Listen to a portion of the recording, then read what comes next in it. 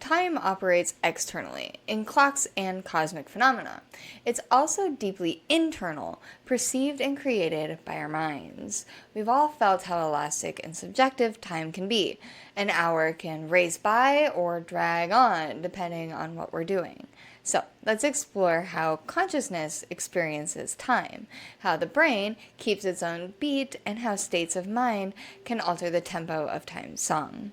Humans, and likely many animals, have an innate inability to sense duration and sequence. Remarkably, the brain has no single time organ or dedicated time-stamped neurons. Instead, psychologists and neuroscientists find that our sense of time is a distributed process. The brain uses many overlapping mechanisms, sort of like an orchestra with multiple instruments. One theory is that the brain tallies time by a counting of pulses of neural activity, effectively running multiple stopwatches for different tasks. Another idea involves the concept of the specious present, a window of a few seconds that our consciousness treats as now. Essentially, our brains may integrate information over a short interval, say 2 to 3 seconds, to form a present moment experience. Everything before that window feels like past, and everything after is anticipated future. Our perception of time can be dramatically altered by context and emotion. For example, strong emotions can modulate the internal clock. In a dangerous or high adrenaline situation, people often report that time slowed down. A classic anecdote is that during a car accident or extreme sport mishap, you recall the event in slow motion.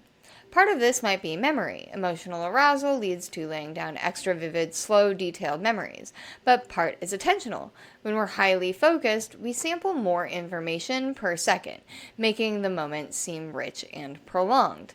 Conversely, time can fly when we're having fun, because our attention is so engrossed that we don't notice the clock, only afterwards to say, wow, where did the time go?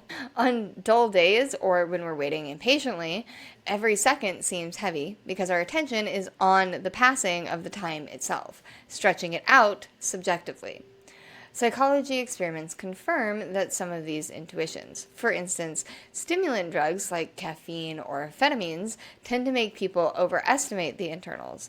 The internal clock runs faster, while sedatives or alcohol can make us underestimate durations. The internal pacing slows down, demonstrating biochemical influence of ticking of our neural metronome.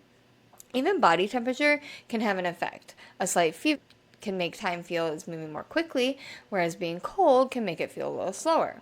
Our brain's timekeeping is a living clock, sensitive to metabolic and emotional states.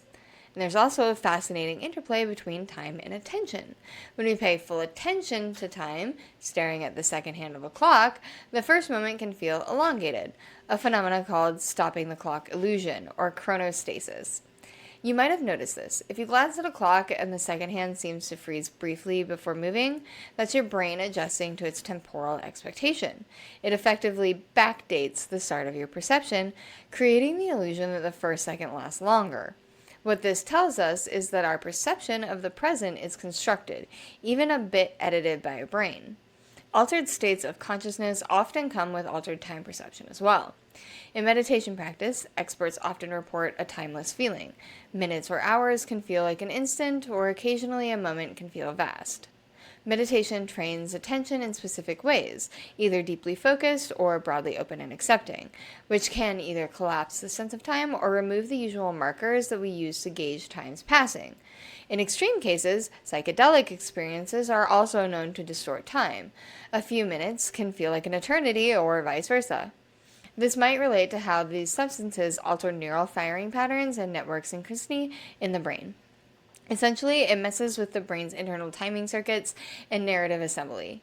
Even in dreams, we can experience what feels like hours, but only minutes pass in real time. The brain somehow compresses or improvises its own time sequence, a whole storyline into a brief REM sleep episode. It's as if our consciousness can create its own timeline independent of physical time, under certain circumstances. Another aspect of time and consciousness is synchronization with others. Humans are social creatures, and remarkably, when people interact or do things together, their physiological rhythms sync up. Ladies, you also know what I'm talking about here.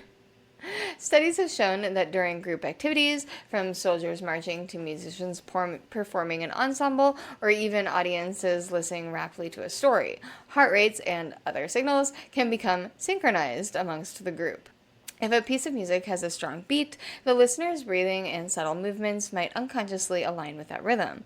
Audiences at live concerts have been observed to exhibit synchronized heart rate variability, especially at emotional peaks of the performance. On the neural level, when people engage in conversation or collective rituals, the brainwave patterns can also show increased coherence.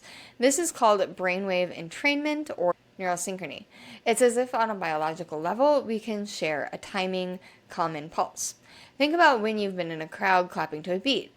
Initially, it's chaotic, but very quickly, a unified clapping rhythm can emerge. Or consider dancing. In a nightclub or a cultural dance, every moon moves in time to the music, eventually aligning their internal clocks to an external beat. This external rhythm can bind a group's sense of time together, creating communal temporal experience.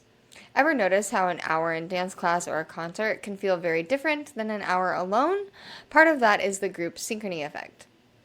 On a more personal level, synchronizing to nature's time is also a key to consciousness and health.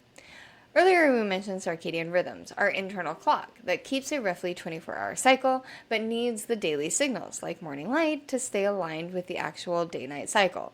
When we fly across time zones, this alignment breaks and we experience jet lag. Essentially, our conscious timing, sleeplessness, hunger, alertness cycles is out of sync with local time. Until we resynchronize, which might take a few days of exposure to the new daylight schedule, we feel groggy or are awake at odd hours. This is consciousness experiencing disharmony in time, a literal phase mismatch of our brain's harmonics with the environment. Over the long term, chronic misalignment, like for night shift workers or people in polar regions with long dark winters, can even lead to health issues because so many bodily processes depend on that. The ancient Greeks had two words for time, chronos and kairos. Kairos meant chronological sequential time, the number of minutes and hours, the quantitative aspect, and kairos meant the qualitative moment, the opportune or meaningful time, like when we say the time is ripe, or having a sense of timing for when to act. Our consciousness lives at the intersection of both. We keep track of chronos with our inner clocks and routines, but we live for those kairos moments when time seems to stand still or everything clicks. If you've ever been in the zone, or in a flow state, like a musician lost playing a guitar or an athlete in peak performance, you might lose sense of time passing. Chronos fades, yet every action feels perfectly timed and appropriate, kairos in full effects. Neuroscientists observe that the parts of the brain that track self and time can downregulate, while focus intensifies. It's as if the conscious brain harmonizes so well with the task at hand that clock time just gets out of the way.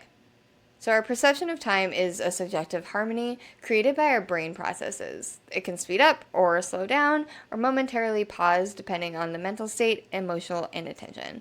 We also have the capacity to entrain with external rhythms with each other, creating a shared time experience.